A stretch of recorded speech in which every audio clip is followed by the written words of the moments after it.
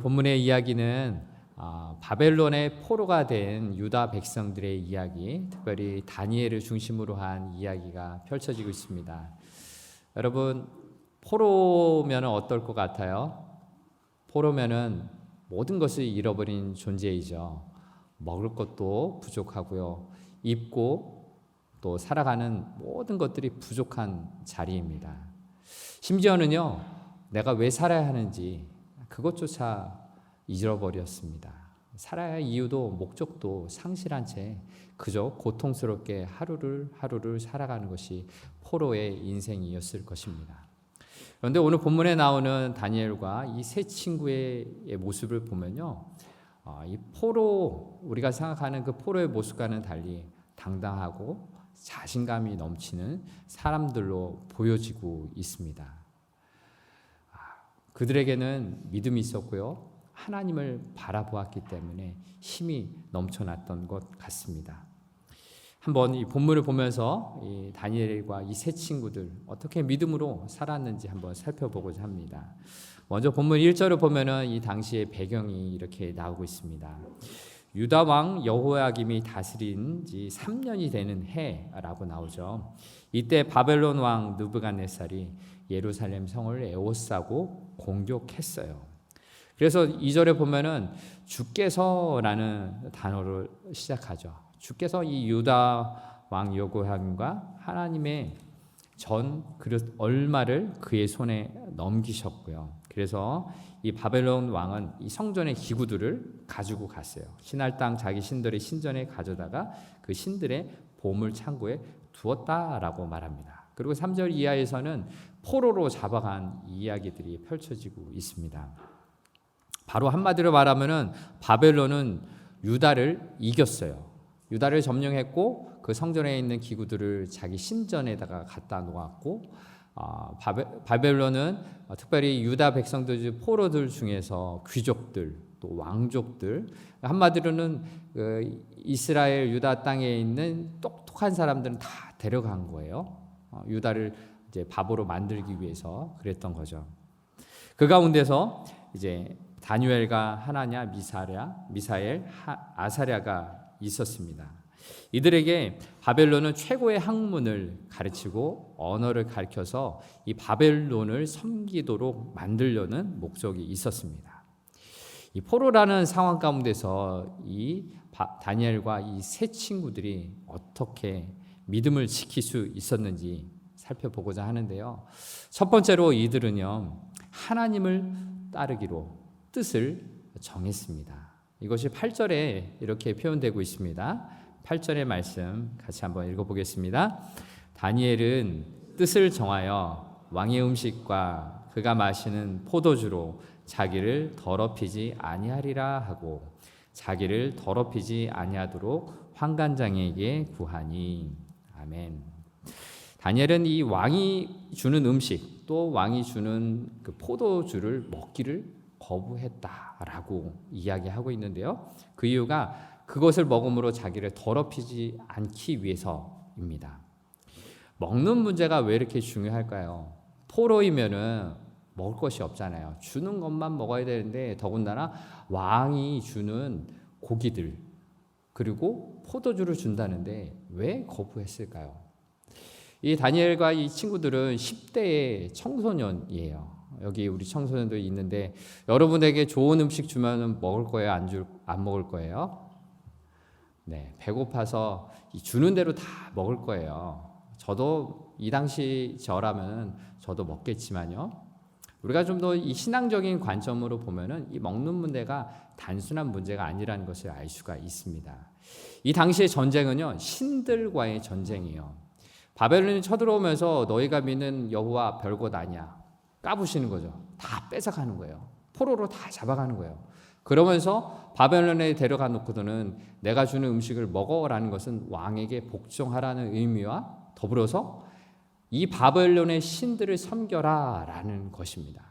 특별히 왕이 주는 이 고기는요, 바벨론 신에게 바쳤던 제물, 우상에게 바쳤던 제물을 주는 거거든요. 그래서 유대인으로서는 도저히 내가 하나님을 따르는 사람이고 하나님을 섬기는 사람인데 우상에게 바쳤던 음식 아무리 값지고 좋은 거라도 아무리 내가 배가 고파도 절대로 그것을 먹을 수 없다라고 결단한 겁니다. 그래서 이 음식을 거부했다라는 것은 왕을 섬기는 것뿐만 아니라 이 바벨론의 신을 섬기지 않겠다. 나는 오직 하나님만 따르겠다라고 결정한 거였습니다. 바로 이 바벨론에 처했던 이 포로의 상황은 하나님을 우스꽝스럽게 만들기 위해서 그런 음식을 주었던 거예요. 그래서 이 유다 백성들, 이 포로로 잡혀온 사람들이 있는 생각은 어떤 거겠습니까? 눈앞에 보이는 현실은요, 포로가 되었어요. 아무것도 선택하고 아무것도 결정할 수 없는 그런 상황이었다라는 거죠. 하나님은 정말 살아계신다면은 우리를 이렇게 포로로 만들었을까? 우리를 이런 어려운 가운데 처하게 하셨을까? 사랑이 하나님이라면, 전능하신 하나님이라면 이렇게 하지 않았을 거야. 그런 복잡한 생각들을 많이 했었던 그때입니다. 그런데요, 다니엘과 이 세 친구들은요, 많은 이 유다 백성들이 포로로 잡혀와서 그런 신앙적인 갈등들, 신앙적인 어려움 상황 가운데 처했을 때 나는 하나님을 따를 거야 라고 결단한 거죠. 믿음으로 생명을 건 모험, 하나님을 따르기로 결단을 했던 것입니다. 사랑하는 여러분, 우리에게도 때때로 이 신앙적인 어려움이 있을 때가 있어요. 내가 믿고 바라봤던 어떤 대상들, 부모님이든지 친구든지 선생님이든지 내가 함께 생활하는 그 누군가에 대한 기대했던 그 마음들이 무너져 내려갈 때가 정말로 우리가 힘든 그때일 겁니다.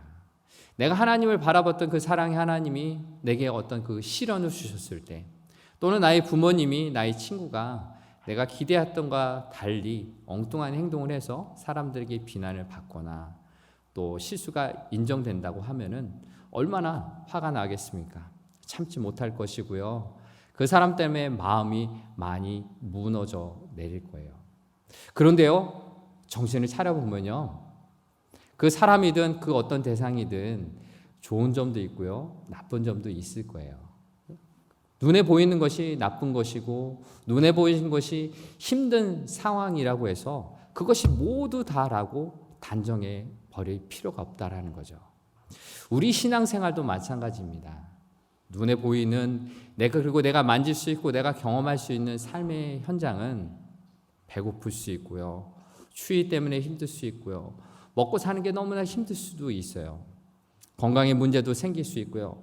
그래서 내가 피부로 느낄 수 있는 삶의 현장은 너무나 힘들지만, 그러나 나와 항상 함께 하신다고 약속하신 하나님을 바라본다면요, 나를 사랑하신다라고 말씀하시는 하나님의 음성을 듣는다면요, 비록 내 삶에서 눈으로 보고 피부로 느껴지는 그것이 힘들지라도 견뎌낼 수 있는 겁니다.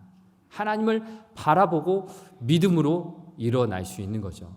바로 이 다니엘과 이 세 친구들이 포로라는 너무나 힘든 그 세상 가운데 살지만 왕이 주는 그 값진 음식, 그 고기 먹지 않겠다. 나는 하나님, 여전히 살아계신 하나님을 바라볼 거다. 여전히 나와 함께 하신다고 말씀하신 하나님을 붙들 거다 라고 믿음으로 선택한 것입니다. 우리들의 현실에서도 이런 어려움이 닥칠 때에도 하나님을 계속 바라볼 수 있기를 바랍니다. 그래서 두 번째로 이 믿음의 친구들이 함께 살아갔던 그 믿음의 길들은요, 그들의 이름은 바뀌었지만 그들의 본질, 정체성, 아이덴티티는 변하지 않았어요. 여러분, 이름은 무엇입니까? 내가 누구인지를 말해주는 것이죠. 그래서 일제시대 때 일본인들이 우리나라의 이름을 일본식 이름으로 바꾸었잖아요. 우리를 근본을 없애려고. 오늘 본문에 보면은 이 다니엘과 이 세 친구들의 유대인의 이름을 바벨론식의 이름으로 바꿉니다. 6절에 그들의 이름은 이렇게 나오죠. 그들 가운데 유다 자손 곧 다니엘과 하나냐와 미사엘과 아세레가 있었더니, 그런데 이들의 이름이 어떻게 바뀌었습니까? 7절의 말씀 같이 읽어보겠습니다.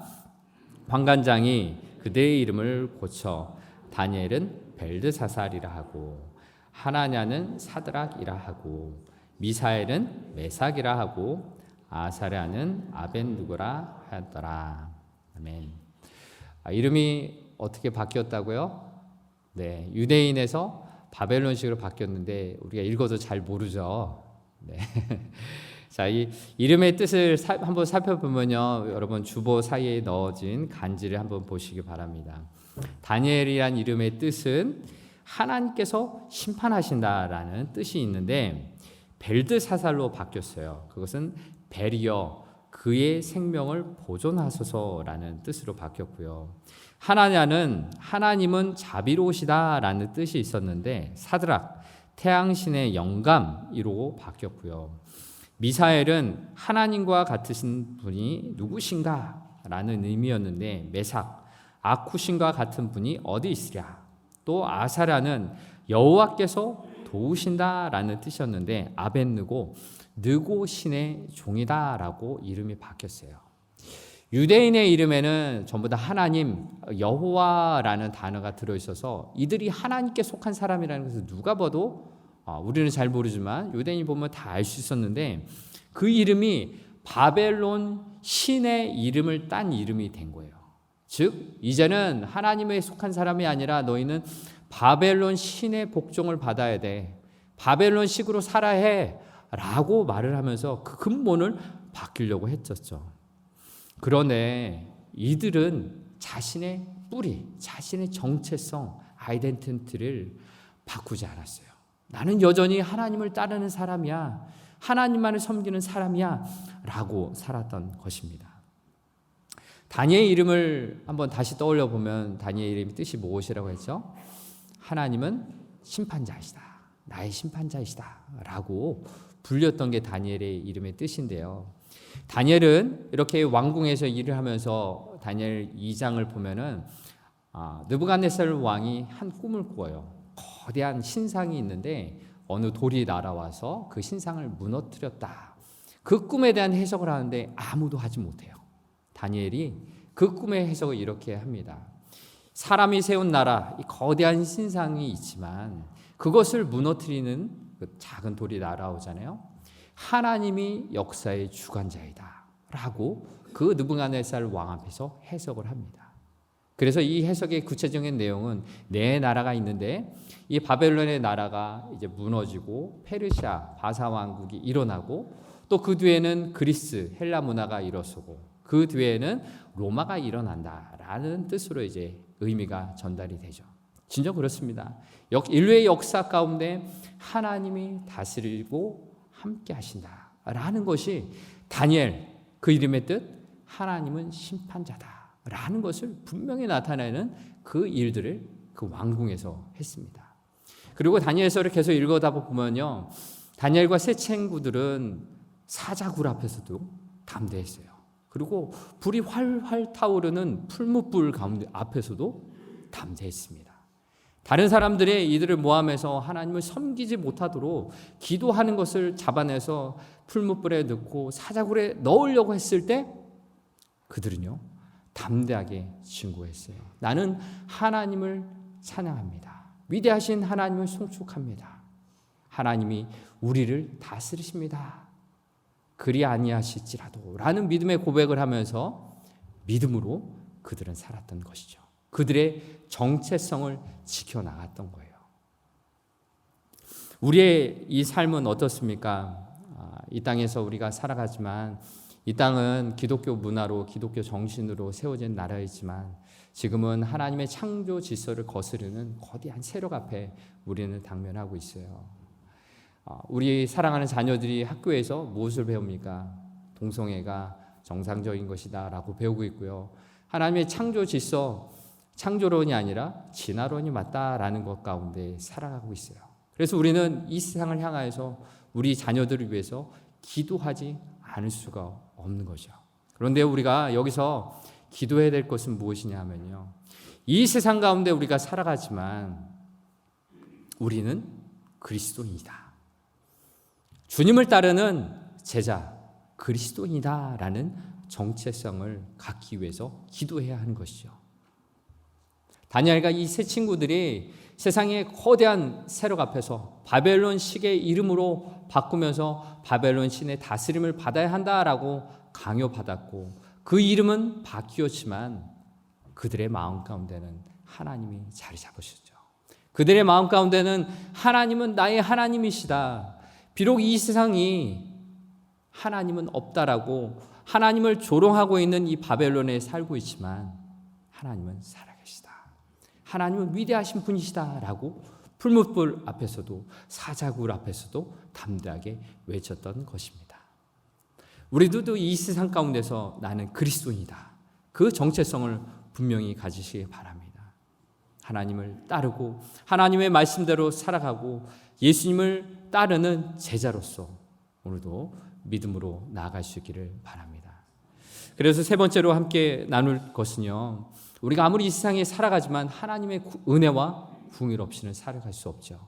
바로 이 믿음의 사람들, 다니엘과 이 세 친구들 또한 하나님께서 은혜와 궁율을 베푸셨기에 믿음으로 살아갈 수 있었던 것입니다.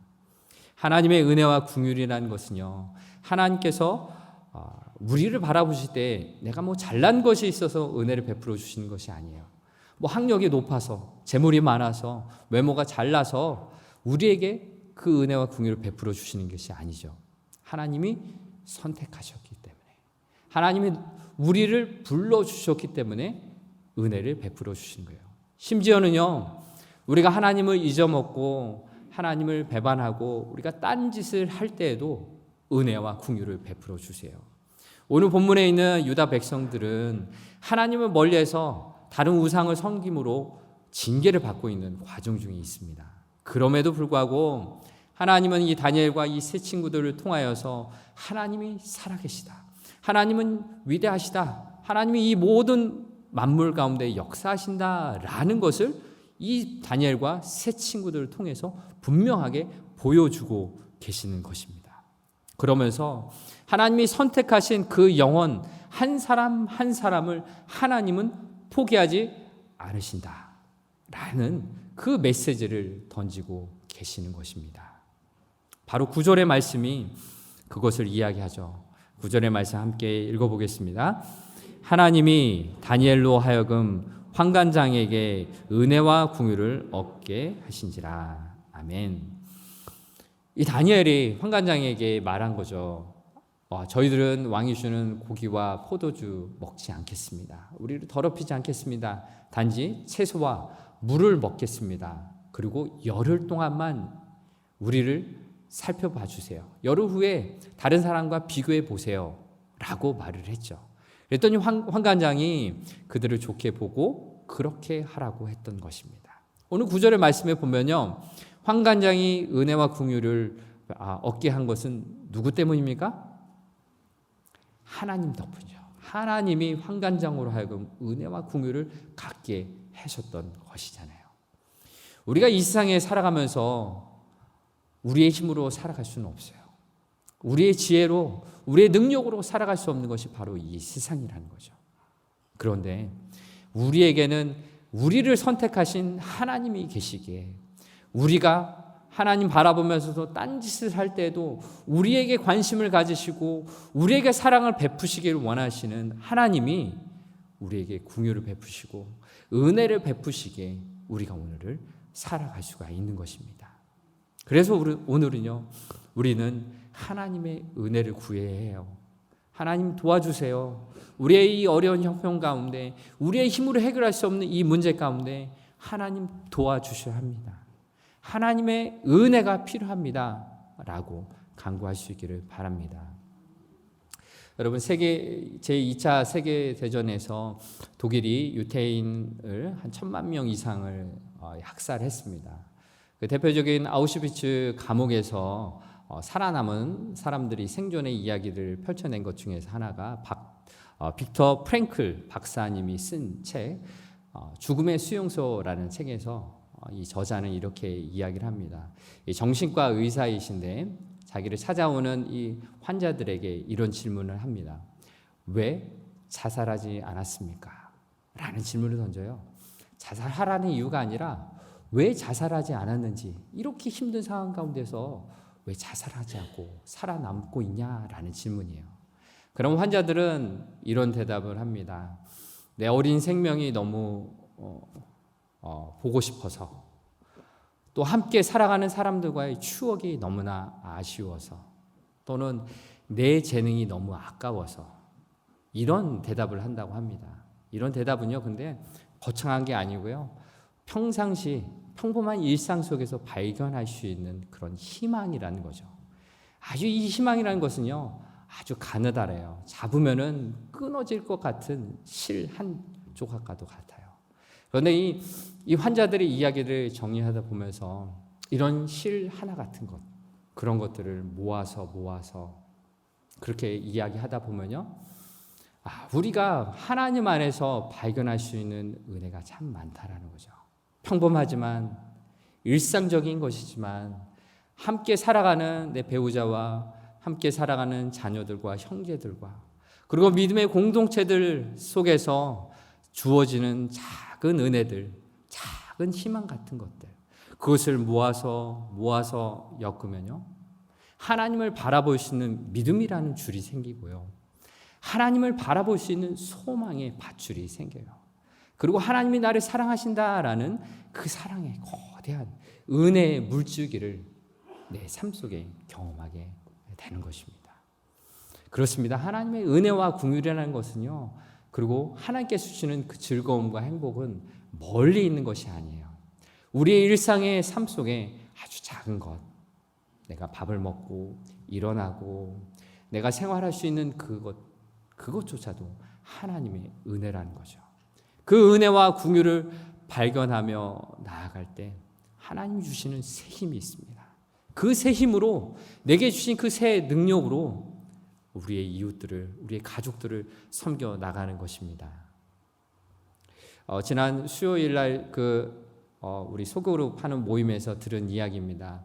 이민 처음 왔을 때 많이 힘들고 외롭잖아요. 그때 교인들과 함께 모여서 만두를 먹었던 그런 분의 이야기를 들은 적이 있습니다.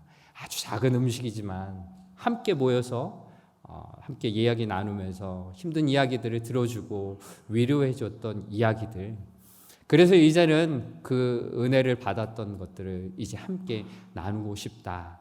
그래서 지금도 누가 아프다고 하면은 함께 찾아가주고, 또 함께 밥 함께 같이 먹어주고, 또 위로해주고, 그런 일들을 하시는 여러분들을 많이 보았습니다.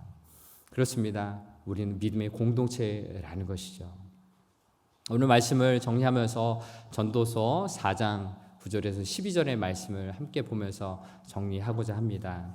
전도서의 말씀을 함께 읽어보시겠습니다. 두 사람이 한 사람보다 나음은 그들이 수고함으로 좋은 상을 얻을 것입니다. 혹시 그들이 넘어지면 하나가 그 동물을 붙들어 일으키려니와 홀로 있어 넘어지고 붙들어 일으킬 자가 없는 자에게는 화가 있으리라. 또 두 사람이 함께 누우면 따뜻하거니와 한 사람이면 어찌 따뜻하랴.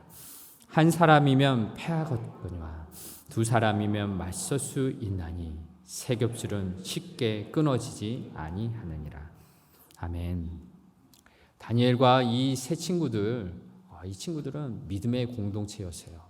만일 다니엘 혼자였다면 이 어려움을 극복하기 어려웠을지도 모릅니다. 포로의 이 힘든 시간들, 절망적인 시간들, 하나님조차 없어 보이고 하나님조차 나를 버렸다라고 생각될 만한 이 현장에서 믿음의 이 세 친구들과 함께 했기 때문에 이것을 이겨낼 수 있었을 겁니다. 한 사람이면 패하겠지만 두 사람이 이게 견딜 수 있었어요. 세 겹줄이었기 때문에 이겨낼 수 있었다는 것이죠. 우리의 믿음의 삶이란 이렇습니다. 어느 때는 내가 믿음이 강한 것 같아서 잘 살 수 있지만 항상 그런 것 아니잖아요. 믿음이 없어서 넘어질 때 있어요. 그럴 때 옆에 믿음의 사람이 일으켜 세워주는 것이죠. 내가 추울 때가 있어요. 그러면 함께 있어서 따뜻함을 느낄 수 있는 거죠. 바로 믿음의 공동체가 이런 것입니다. 서로 믿음을 지켜주고 나 혼자는 할 수 없다. 네가 있어야 한다. 함께 일어나자. 함께 힘을 모으자. 함께 뭉치자라는 것이요. 우리 오클랜드 한인교회가 이런 믿음의 공동체가 되어서 이 땅에서 믿음으로 승리하길 바랍니다. 다니엘과 이 세 친구가 포로의 이 암울한 시대, 아무것도 없고 선택할 것조차 먹을 것조차 없는 그때 하나님을 향하여서 나는 하나님을 따르겠습니다 라고 믿음을 결정한 것처럼 나의 이름은 바뀌어서 세상 사람들이 나를 뭐라고 부르든 나의 본질, 나의 정체성은 하나님을 따르는 사람입니다. 그리스도인입니다. 주님을 따르는 사람이다 라고 날마다 고백하고 선포하고 그것을 위해서 기도하는 우리가 되길 바랍니다. 그래서 하나님이 나의 인생 가운데 사소한 것 하나라도 은혜를 베푸시고 긍휼을 베푸셔서 이 땅에서 하나님의 은혜로만, 하나님의 사랑으로만 살아가는 우리 모든 분들 되기 주의 이름으로 축복합니다. 함께 이 시간 찬양하면서 우리의 마음을 모았으면 좋겠습니다. 하나님 아버지, 이 세상에 살아가면서 하나님을 예배하는 것조차 어렵게 만드는 이 세상, 하나님을 섬기는 것조차 어려운 이 세상에서 하나님을 예배하길 원합니다. 하나님을 따르며 살아가길 원합니다 라고 믿음으로 고백할 수 있기를 바랍니다. 그때 우리와 함께 하신 하나님을 경험하고 누리고 그 은혜를 찬양하는 우리가 되길 바랍니다. 함께 찬송하겠습니다. 나는 하나님을 예배하는 예배자입니다. 나는 하나님을 예배하는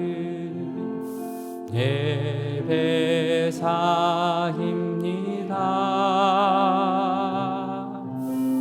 내가 서 있는 곳 어디서나 하나님을 예배합니다. 내 영혼 거룩한 은혜를 하여 내 마음 완전한 하나님 향하여 이곳에서 바로 이 시간 하나님을 예배한 내 영혼 거룩한 은혜를 내 영혼 거룩한 은혜를 향하여 내 마음 완전한 하나님 향하여 이곳에서 바로 이 시간 하나님을 예배한 다시 한번 고백합니다. 나는 하나님을 예배하는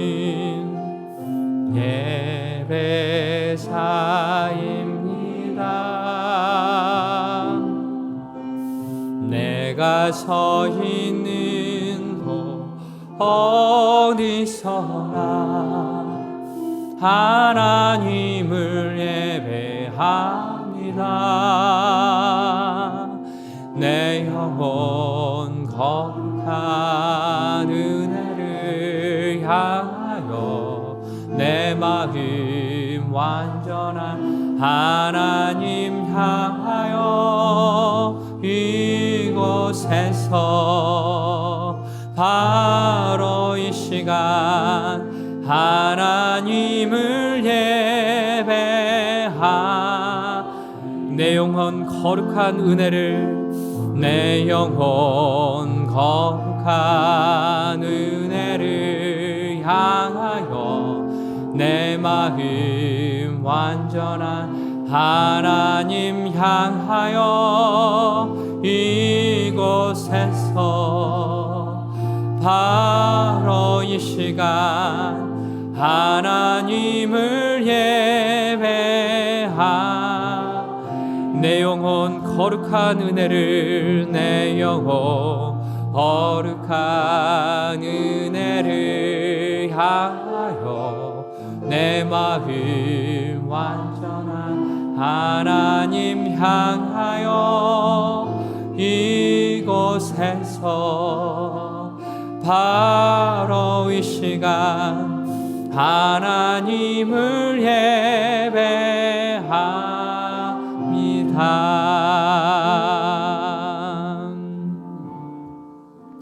하나님 감사합니다.